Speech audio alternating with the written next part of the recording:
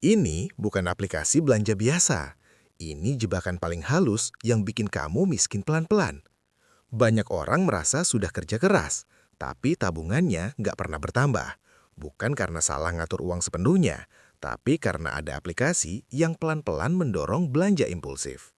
Hari ini kita bahas 3 di antaranya. Yuk kita bahas. 1.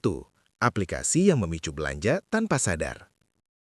Masalah terbesar dari aplikasi ini bukan di harga, tapi di cara mereka bekerja di otak kita. Tanpa kita sadari, aplikasi belanja dan sejenisnya dirancang bukan untuk membantu kita hemat, tapi untuk memicu keputusan cepat. Mulai dari notifikasi flash sale 10 menit lagi, stok tinggal 2, sampai gratis ongkir hari ini saja. Semua itu dibuat untuk menghilangkan waktu berpikir. Saat otak kita tidak diberi jeda, yang bekerja bukan logika, tapi emosi. Awalnya kita cuma berniat buka HP sebentar, tapi satu notifikasi cukup untuk menarik perhatian. Kita masuk ke aplikasi cuma lihat-lihat, lalu algoritma menampilkan barang yang paling mungkin kita beli, bukan yang kita butuhkan. Pelan-pelan, keinginan terasa seperti kebutuhan. Yang berbahaya, proses ini terasa sangat normal. Karena nominalnya kecil, kita jarang merasa bersalah.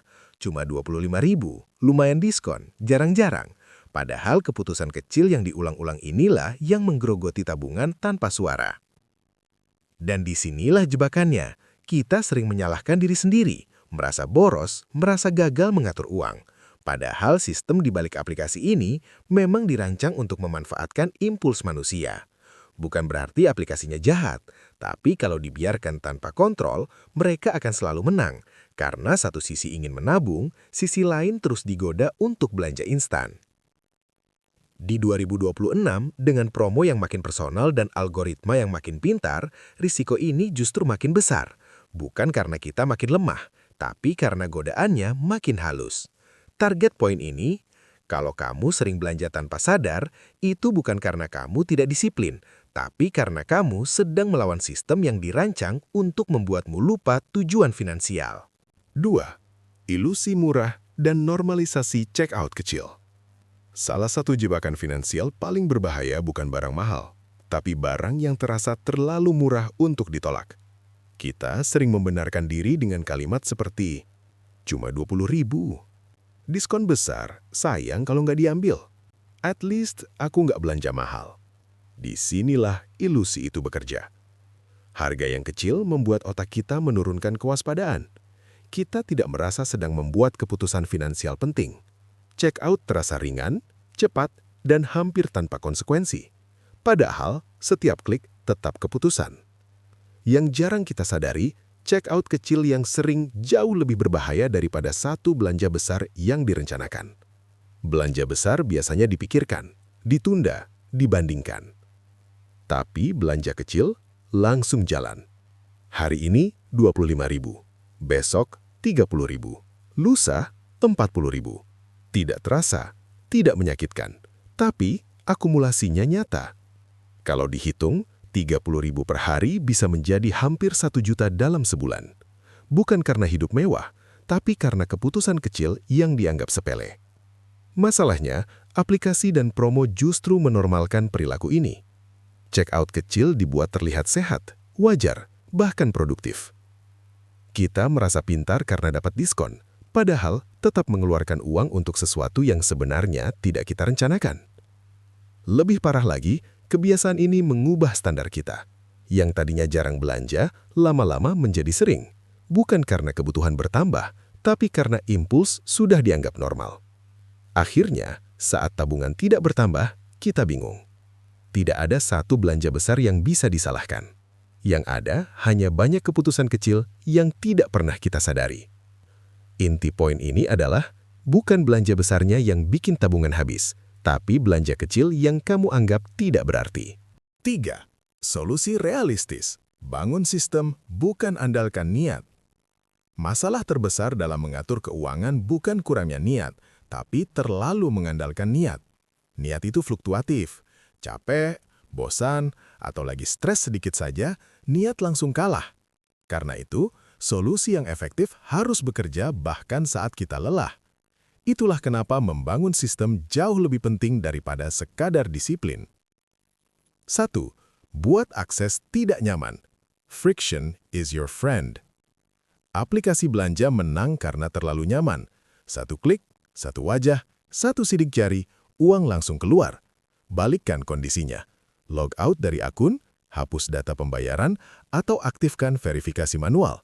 Bukan supaya kamu nggak bisa belanja, tapi supaya setiap transaksi memaksa otak berhenti sejenak. Satu jeda kecil bisa menyelamatkan keputusan besar. 2. Pisahkan uang impuls dan uang masa depan. Kesalahan umum adalah mencampur semua uang di satu tempat. Saat uang tabungan terlihat dan mudah diakses, godaan jadi besar. Solusinya, pisahkan secara fisik dan mental. Rekening tabungan yang tidak ada kartunya, tidak terhubung ke aplikasi apapun, dan jarang dibuka. Ketika tabungan terasa jauh, kamu akan lebih menghargainya. 3. Jadwalkan belanja, jangan spontan. Belanja spontan selalu menang karena emosi lebih cepat dari logika. Coba ubah pola, belanja hanya di waktu tertentu. Misalnya seminggu sekali atau 2 minggu sekali. Di luar waktu itu, semua keinginan ditunda, bukan ditolak. Anehnya, sebagian besar keinginan akan hilang sendiri. Ini bukan soal menahan, tapi soal memberi waktu pada pikiran sehat. 4. Ubah pertanyaan di kepala. Setiap kali ingin check out, jangan tanya, murah atau enggak? Ganti dengan, kalau aku beli ini, apa yang harus aku korbankan? Karena setiap pembelian selalu punya harga tersembunyi. Tabungan, ketenangan, atau rencana masa depan. Pertanyaan yang tepat bisa menghentikan impuls lebih kuat daripada larangan. 5. Bangun identitas, bukan target. Banyak orang gagal menabung karena fokus pada angka. Harus nabung 5 juta, target sekian. Padahal yang bertahan lama adalah identitas. Mulai menanamkan pikiran, aku orang yang berpikir sebelum membeli. Aku menjaga uangku, bukan menghabiskannya. Saat identitas berubah, keputusan ikut berubah. 6. Ganti reward, jangan hilangkan. Belanja sering jadi pelarian. Capek, stres, butuh senang. Kalau reward itu dihilangkan tanpa pengganti, impuls akan balik. Cari pengganti yang tidak menguras uang. Nonton tanpa scroll toko. Mindahin uang ke tabungan, dopamin versi sehat, atau cek progres keuangan. Karena otak tetap butuh rasa puas, tapi tidak harus lewat check out. Inti besar poin 3 adalah, kebebasan finansial bukan tentang seberapa kuat kamu menahan diri, tapi seberapa pintar kamu membangun sistem yang melindungimu saat kamu lemah. Mengamankan tabungan itu bukan soal siapa yang paling kuat menahan diri, tapi siapa yang mau sadar lebih dulu. Kamu nggak gagal, kamu cuma lagi belajar melawan sistem yang memang dirancang untuk bikin kita lengah. Dan kabar baiknya, kamu masih bisa mulai hari ini dari satu keputusan kecil. Kalau video ini bikin kamu mikir, tolong bantu dengan like, supaya lebih banyak orang kebantu. Subscribe kalau kamu ingin belajar keuangan yang realistis, bukan yang menghakimi. Dan tulis di komentar, aplikasi mana yang paling berat buat kamu hapus. Kita saling jujur di sini. Ingat, masa depan finansialmu dibentuk bukan dari keputusan besar, tapi dari klik kecil yang kamu pilih untuk tidak ditekan. Terima kasih sudah menonton, sampai jumpa di video selanjutnya.